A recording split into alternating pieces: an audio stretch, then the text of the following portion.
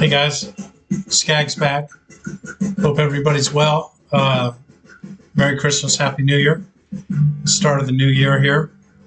And today we're going to a little bit different format. We all love to play poker, and poker's awesome. A lot of us play poker in casinos. I know a lot of times I like to go to Vegas. I like to go to Reno, Tahoe, and there's a sports book there. So I wanted to talk a little bit about sports betting because it is important.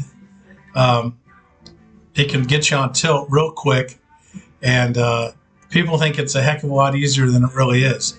So we were going to take this session, and I was basically going to just do a kind of a real brief review on sports betting and just gambling in general, just give you guys some more knowledge, arm you, help you with the battle. Okay, so that's what we have going on today. All right, so first story, one of my favorite stories about this, and it just has to do with gambling, was there was a World War II veteran, and this is kind of a common story in poker circles. And the World War II veteran, he came back and he bought a lottery ticket, and he won, like, let's just say $1 million. Okay, so it was post-war. The guy had $1 million, which is like $20 million in today's world. And, you know, he was doing great. So unfortunately for him, he was introduced to the track, and he was a smart guy. And he came up with this system on how to bet the ponies. And he bet the ponies for it was 5 years. And guess what happened to that $1 million? Well, he lost it all. And so somebody came up to him and we're talking to him, and he was telling him about this great system he had. And the guy goes, well, hey, how much is the system? And the veteran goes, oh, it's $1 million. And of course, $1 million because he had lost $1 million. And to the end of the story, the guy still believed in the system. Well, that's kind of the same thing with sports betting. It's like no one makes a sports bet to lose. I mean, you always think that your team is going to win, right? And the other thing about sports betting, it's real similar to these other games, is it seems so easy, right? But it can be very dangerous. I was kind of doing a little bit of research on it today, and everybody knows that double up, triple up, quadruple up system. It's got a fancy name. They call it the Martingale System. Okay, so let's say I make a bet for $50 and I lose that bet. Now the next bet's going to be 100. If I lose that, the next bet's going to be 200. And then I'm going to win one of the bets. But the problem when you do that system, and I've tried doing that system in blackjack when I was a professional blackjack player 35 years ago. The problem with that system is you will lose 10 in a row. You will lose 15 in a row, and you will lose all your money. And then the other problem with that is most of these, if you're doing online gaming, which a lot of people do these days, they have limits on how much you can bet. So let's say your limit's $500, okay? And let's say your minimum is $50, right? So the minimum's 50 and the maximum's 500. So 50 you lose, 100 you lose, 200 you lose, 400 you lose, right? And you can't make a bet bigger than 500. And I'll tell you what, losing 4 or 5 in a row in sports betting, that happens all the time. It doesn't matter who you are.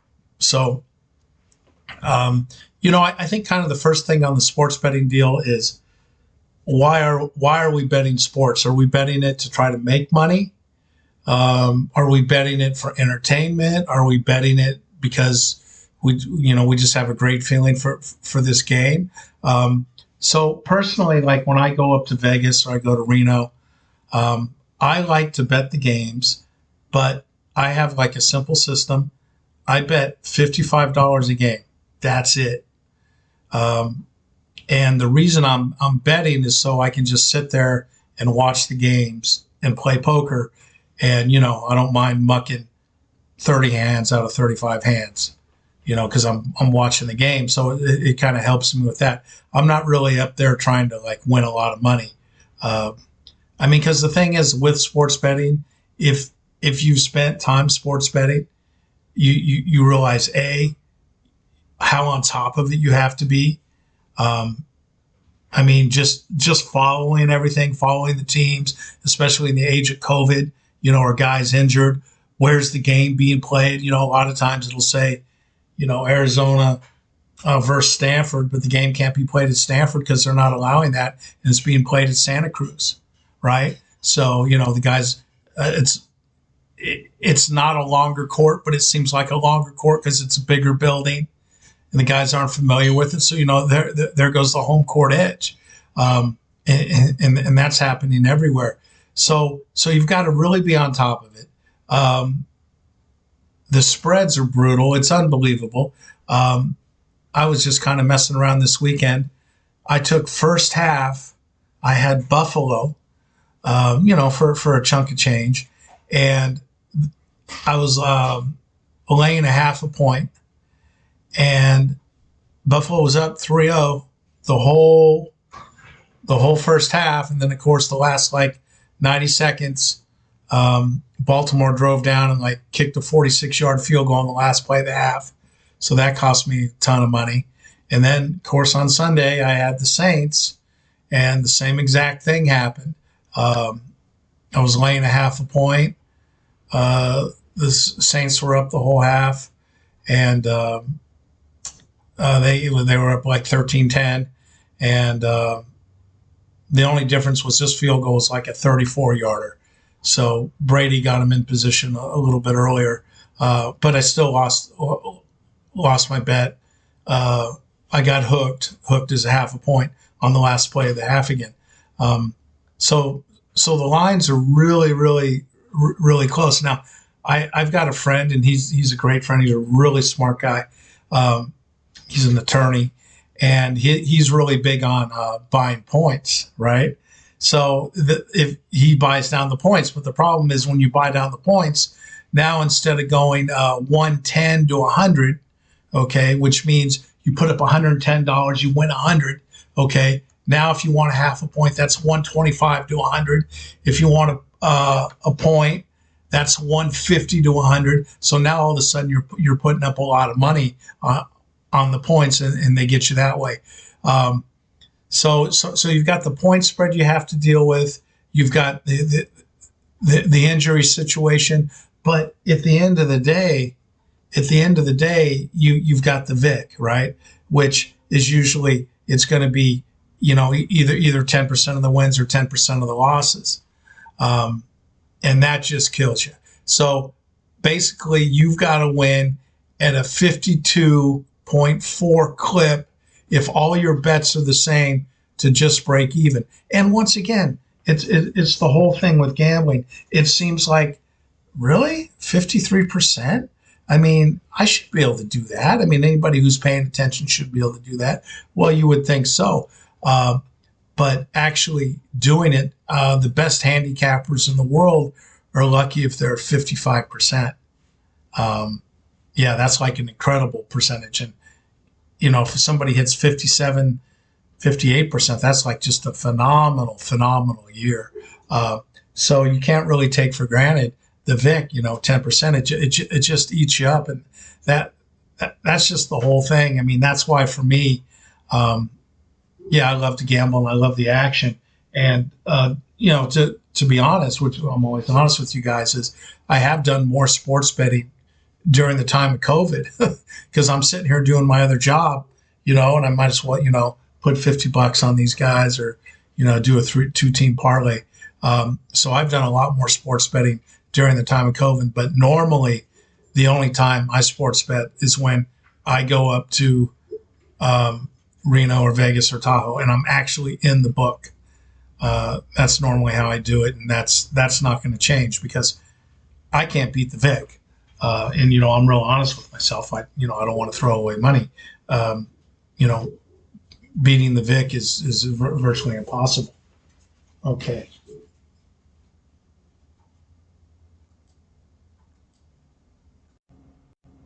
So anyway, when I think I told you guys this before, when I first really started playing poker serious around 20 years ago, anytime you get into something new, you want to investigate it, you want to research it. So I read every book that Brunson, Slansky, okay, Caro, and I love the story that Caro used to tell. Is he didn't tell it, but people in the circles tell it.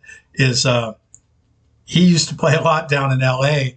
and he was just getting killed, and his wife just said, "Hey man, you got to stop playing. You better. You're getting killed. You're not making any money." And so then instead of playing so much, he started writing about it and became like a poker guru. And that's how he started making money. And to me, that's, that's a really telling story, because it's just so hard to win. I talk about the rake, and so many good players out there that, you probably do better if you're writing about it or you're doing videos about it instead of playing every day.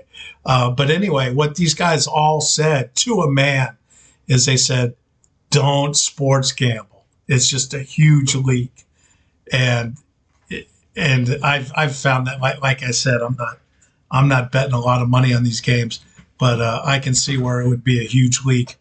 And I'm putting $50 on a game, and it's like everything. And, I'm getting hooked at the end, and guys are hitting threes, and dudes are missing like 5 free throws. And it's like, you just want to throw the TV, man. It's like, it's no way to live. It's tough. It's tough. So anyway, let me tell you a little bit more about it. So there's so much to this. So like, for instance, if you're betting the over under, all right, and let's say you're betting the over under today opposed to a week ago, and you're betting the Rockets. Well, things have changed quite a bit because, they just traded James Harden. So before, when they had Harden, you had to take into effect that he liked to dribble the ball 85 times and shoot the ball at the end of the shot clock, right? So that kind of slows the game down, and then there's less possession. So if it's a guy like LeBron James or James Harden, I like to really look at that line hard, because I'm thinking these guys are going to use a lot of shot clock. And not only are they going to monopolize the ball, but they're going to limit possessions. And then you can tell pretty quick, watching a college game, whether or not they're running a real offense, which hardly anybody does anymore. Now it's just basically, it's either 4 out or it's 5 out, and guys are running the threes, shooting threes. But, does the coach have control of the team, or are guys just coming down and jacking up threes? I mean, how quick are they shooting shots? So that's how that helps you on the over under. What's going on with the possessions?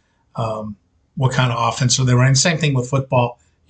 I took Cleveland in the under in the first half of that Cleveland game, because I knew Cleveland liked to run the ball, and I know Kansas City hasn't been playing as well.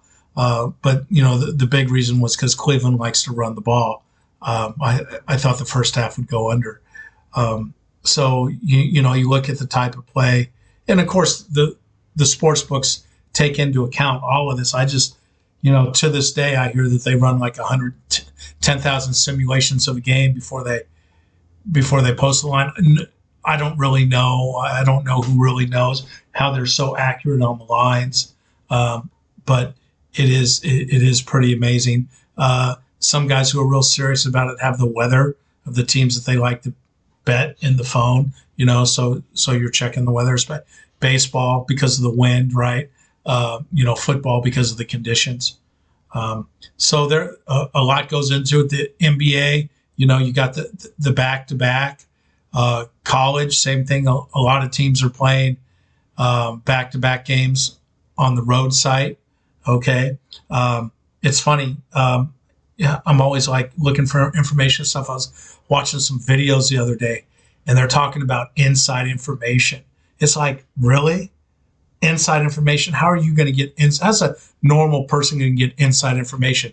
I mean, I know a little something about inside information because I've been in the basketball community for 35 years, and I know, everybody west of the Mississippi. So yeah, I can, be having a conversation with a guy and get a feel for the team. And then, I'm not supposed to use it. I would never use it, but I suppose somebody could use it on a bet. But I mean, how many people have access to coaches in the NFL, in the NCAA, that type of stuff? It's just some of the stuff that they try to sell to you guys is just, it just doesn't make any sense to me.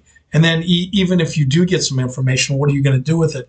I mean, it still doesn't, it still isn't, it's not the end all. You know, you find out something about what's going on. Maybe a player's hurt, not feeling well.